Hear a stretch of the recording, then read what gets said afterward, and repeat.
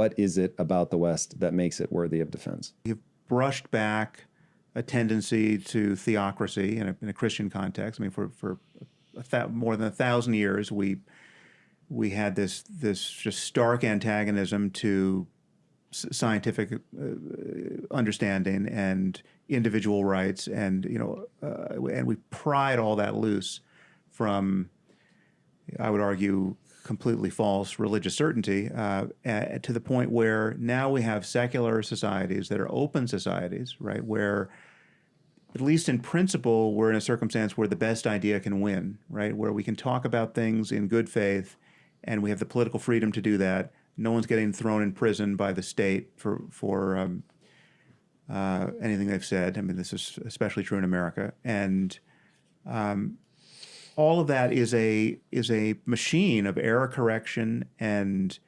it allows for the solution of all kinds of coordination problems that only good faith, well-disposed cooperators can achieve together.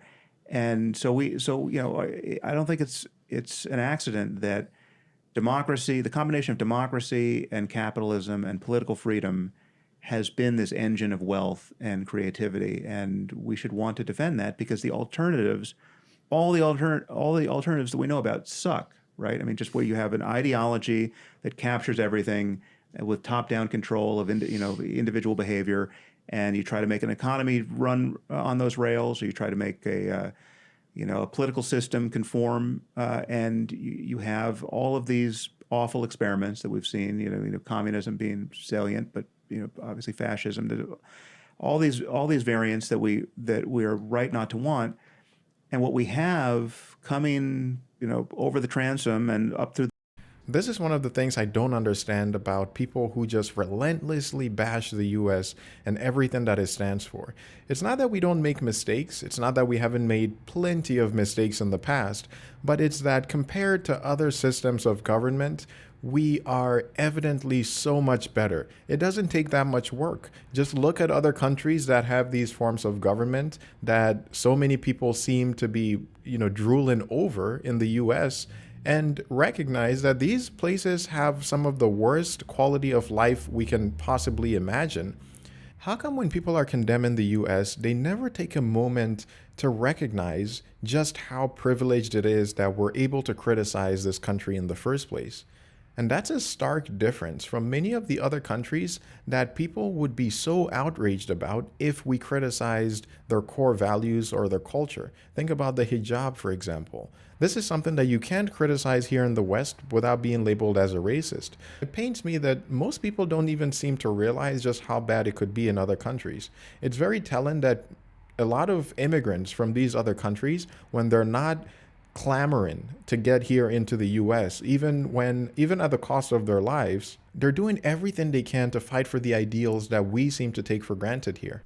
Tidal wave, really, of religious conviction coming into Western society, which is using our values against us, right? Our values of tolerance, our values of openness, our values of wanting to help, and our values of self-criticism, where we have looked back on our history of colonialism and racism and all of our tendencies to xenophobia and selfishness, and we have grown sufficiently embarrassed by that, rightly so, and critical of that, rightly so, and not disposed to ever make those mistakes again, rightly so, and now we have genuine bad actors who know that whenever they merely use the term racism, that settles all arguments, at least left of center in our politics, right? You just call someone a racist and you've won. You've revealed them to be a racist, and you've won the argument. And we have Islamist stealth groups in every Western society, I mean, certainly in America and the UK, really trying to advance a theocratic agenda. We have Qatar, which is literally the largest funder of universities in Britain and America now, more than any other country on earth. Qatar, which is governed by a theology that comes straight out of the Muslim Brotherhood. All of this is insidious. All of this is in part what explains the frank delusion of our ostensibly most educated kids in the country, when in the immediate aftermath of October 7th, literally before Israel had done anything in response, this has nothing to do with dead babies in Gaza. This has to do with a knee-jerk reaction against Israel being the bad guys, even when you had over 1,000 people, innocent for the most part, peace activists, murdered in their bedrooms at dawn by a genocidal death cult. Our smartest kids, who are spending $90,000 a year on tuition, couldn't figure out who the bad guys were on October 7th. This really strikes me as compassion gone awry. I mean, I don't know how else to describe it, but a lot of the progressive views seem to fit this mold. It's like people really want to do good. People want to be inclusive. They want to be comparing. They want to be compassionate and caring. I don't know how I mix those two words together, and yet we take it too far. As Aristotle pointed out thousands of years ago with the Golden Mean, which observed that what you want is moderation, right? You want to be courageous, which is a moderation of rashness and cowardice. You want to be generous, which is a moderation of extravagance and stinginess. You want to be modest, which is a balance of humility and pride. You want to have some ambition, which is the balance of laziness and greed. The point here is that contrary to what a lot of people seem to think, there is such a thing as too much virtue. It's like eating too much ice cream. Sure, it tastes good, but it doesn't mean you can just keep eating ice cream and it just gets better and better, right? As is the case with anything else. It's always about balance, and we have to keep that in mind when we think about our better nature.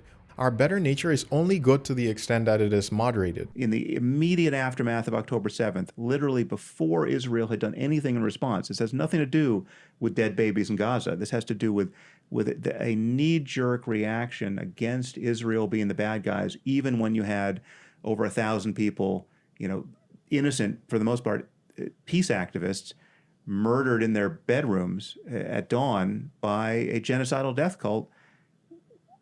Our smartest kids, who are spending $90,000 a year on tuition, couldn't figure out who the bad guys were on October 7th. We are the victim of a kind of psyop, and it's our own values that are being weaponized against us. How is the psyop running, Konstantin? What is it that it peristetizes in our mind? Is it just distance from the winning of all these freedoms?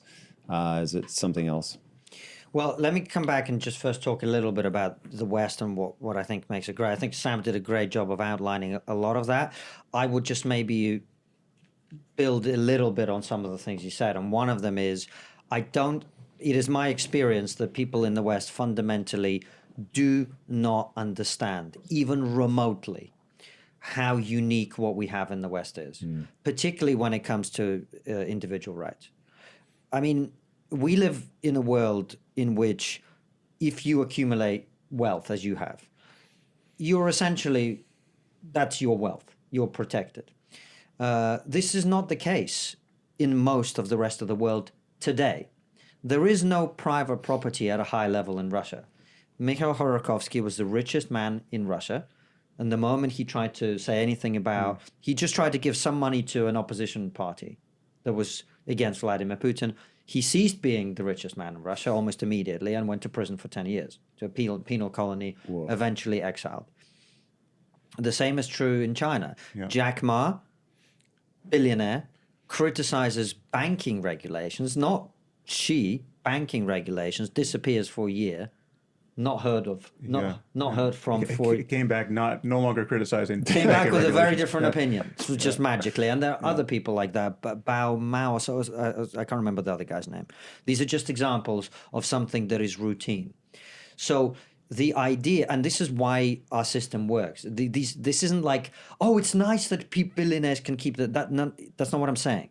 What I'm saying is, our system works because the incentive structure works. The incentive structure in Russia or in China is not to create things of value to other people and therefore become rich, as you have done. It is to serve the system, to serve the people above you, to serve the people above you in the hierarchy, in their corrupt needs. If you do that, you will become rich in Russia, or you will retain your wealth in Russia. And if you fail to do that, you will cease to be rich in Russia.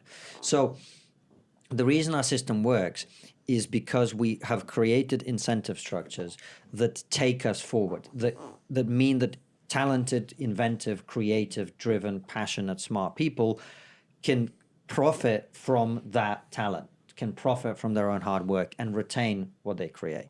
The same is true on almost every level. I mean, our technological progress, this is a self-evident thing that smart people don't talk about, but I feel like sometimes it needs explaining. The reason the West is so technologically superior is not disconnected from its culture of freedom of the individual. I mean, this should be obvious to people, but for some reason we don't talk about it nearly enough. The reason we are the most technically advanced society in the world and in the history of the world is partly because we allow people to pursue their curious interest and to profit from them if they create something of value to other people. So I think sometimes when we talk about this idea of individual freedom, we talk about them in a kind of moral sense, like, oh, it's good. It's obviously good. It's obviously good for people to be free. Well, actually, yes. And also there are some very practical consequences of that freedom that are the reason we are where we are.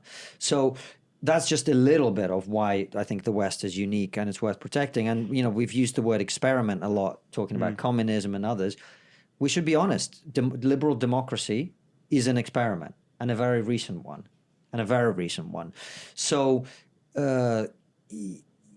like all new ideas, it can go off the rails very easily if the core of what made it what it is not maintained.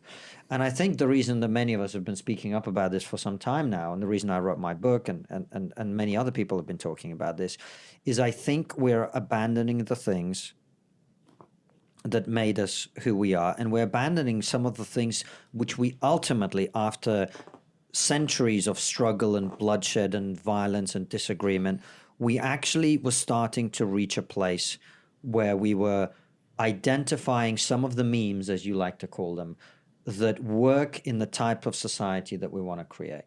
The idea that people should be treated on the content of their character was a meme that was developed through a lot of pain and a lot of suffering and a lot of violence and a lot of discrimination and a lot of awful treatment of, in that particular case, black people. But if you go to other parts of the West, there would have been other ways of conceptualizing that still exist, right?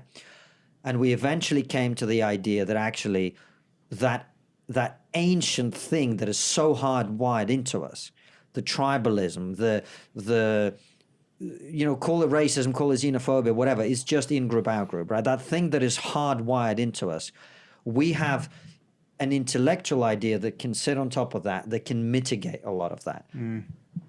That is such a powerful point he's making right there. It's almost like the difference between a software and its operating system, right? The operating system is the country we live in, the rule of law, the form of government we have. You know, it has imperfections. It's not going to always be streamlined in the way that we want it to. But the fact is that the reason why all of these, to continue on with that analogy, apps can run on these operating systems, which is us and the families that we have and the friends that we have and the businesses that we start up. The reason why all of this is possible in the first place is because the operating system is more stable than the operating systems that we see around the world. And we can't take that for granted because that too requires maintenance. I think at the heart of all of this message is really just gratitude. There's a difference between someone who's grateful and yet critical of a system, right? That is constructive criticism. There's a difference between that and the sort of spiteful, resentful criticism that come out of people who have no gratitude whatsoever for the privileges and the comforts of life that they enjoy. And a lot of that, as they were talking about, is through that ignorance. For a lot of people, it really goes back to that idea that we don't know what we have until we lose it. But unfortunately, we don't have the luxury of finding out. We can't F around and find out on this one because the stakes are simply too high. There's only so much weight that such a system, or any system for that matter, can bear before it finally breaks. There's this saying that nothing happens for decades, and then everything happens in weeks. We need to keep this in mind when it comes to the maintenance of our democracy. It's far easier to break things than to fix them. So the best we can do is try to maintain them with cautious progress along the way. And we eventually came to the idea that actually that ancient thing that is so hardwired into us, the tribalism, the call it racism, call it xenophobia, whatever. It's just in-group, out-group, right? That thing that is hardwired into us. We have an intellectual idea that can sit on top of that can mitigate a lot of that. That's incredible. It's an incredible, I mean, this idea doesn't exist in China. The idea that people are to be treated equally, irrespective of their race or ethnicity or religion. And I wrote a whole piece on my Substack a while ago about talking about this. And I just gave example after example of, in China, we talk about racism all the time in the UK, for example, right? And I just gave an example of a commercial in China where a Chinese girl is doing the laundry and a black guy comes up to her and he starts flirting with her. And she's like, ugh. She shoves him into the washing machine, puts this product that's being advertised in, and guess what the payoff is? He comes out Chinese. Whoa. Right? Yeah. This is not a long time ago, and it explains to you why they have 1 million Chinese Uyghurs in concentration camps. Right? The idea that all ethnic groups are to be treated equally does not exist in Russia. Not even remotely. And Russia is, to a large extent, a multi-ethnic country. It has large Muslim populations. It has large ethnic minority populations. The idea that they are the same as everybody else would seem absurd to anybody. In most parts of the world, the idea that gay people should be treated the same as stray people, you would be laughed out of the room. People don't like hearing this in the West because they can't process that reality. But it's like, this endlessly joked about queers for Palestine thing. They will throw you off a fucking roof. That's what they're going to do to you. Yeah. Right? And from that extreme, you can work your way down. Most of the rest of the world, they're not going to throw you off a roof, but you're not going to be treated equally. So we struggled and we fought. As someone who grew up in Ghana, I can definitely attest to that. They're not the types who are going to throw you off the roof, but being the skin color that I am, even though I am part Ghanaian, they never recognized me as such, and they made sure I knew about that the entire time I was there, and shamelessly at that, right? But this doesn't speak to just Ghanaian nature, this speaks to human nature. We're all like that, and it's only through the miracle of the democracy and the enlightenment that we've come to here in the West that we have these sensitivities towards them.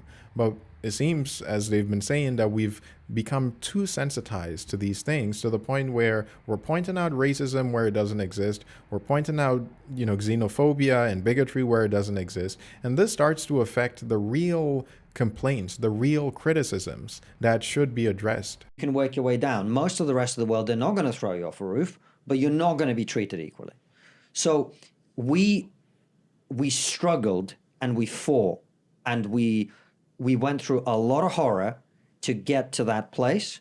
And the symptom of that unraveling that I'm deeply troubled by is that we are doing the exact opposite.